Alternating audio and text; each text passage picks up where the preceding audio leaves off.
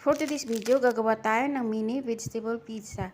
Para sa ating dough, kailangan natin ng 1 cup warm water, 1 and 1/2 teaspoon yeast, 1/2 teaspoon salt, and 1 tablespoon sugar. Imimix lang natin at isunod natin ang ating 2 cups all-purpose flour. Imix lang natin at inid natin ng 5 to 10 minutes.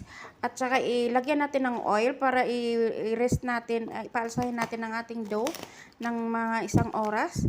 At lagyan natin ng oil para hindi siya dumikit. At pagkalipas ng 1 oras na umalsa ng ating dough, at tinanggal lang natin at binilog natin ng isa-isa ng maliliit. At saka lalagyan natin ng ating ginawang homemade pizza sauce.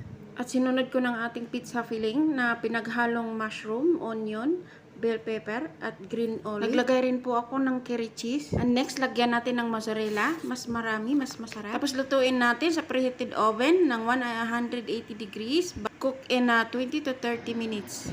Now, pizza is ready. Time to eat.